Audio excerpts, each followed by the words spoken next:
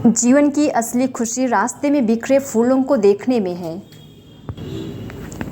किसी भी बात पर उदास मत हो, क्योंकि ईश्वर आपके साथ है।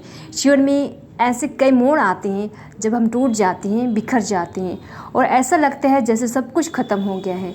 कभी अपनों की बातें चुभती हैं तो कभी हालात हमारे हाथ से बाहर हो जाते हैं। ऐसे समय में दिल कहता है अब और नहीं सह सकते।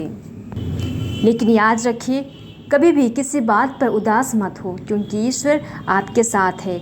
ईश्वर वह शक्ति है जो दिखाई नहीं देती लेकिन हर पल तुम्हारे जीवन में कार्य कर रही होती है।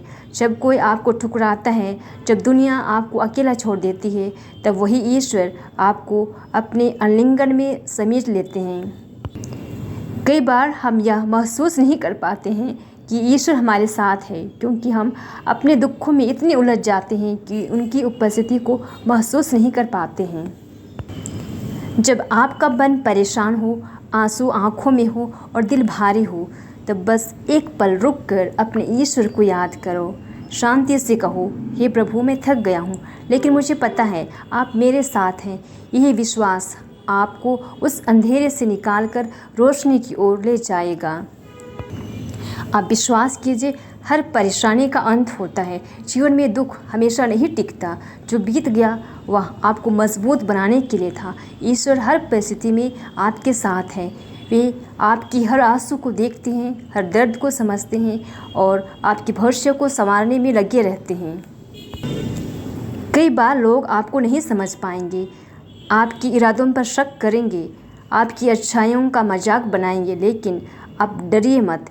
ईश्वर आपके मन की सच्चाई को जानते हैं। अगर दुनिया आपके खिलाफ है तो भी ईश्वर आपके पक्ष में है, और जब ईश्वर आपके साथ है तो कोई आपको हरा नहीं सकता। आपकी हर एक सांस में प्रभु का प्रेम है।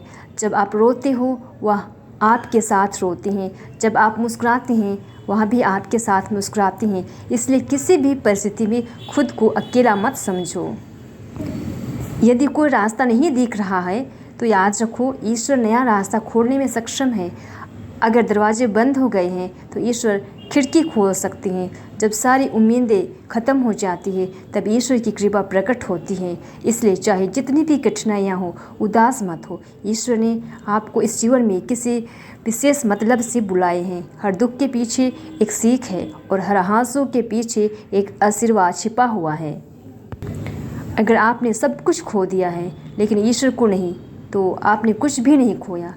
लेकिन अगर आपने ईश्वर को खो दिया और सब कुछ होते हुए भी आपके पास कुछ नहीं होगा। जीवन में हमेशा मुस्कुराते रहिए और आगे बढ़ते रहिए, क्योंकि ईश्वर आपके साथ है।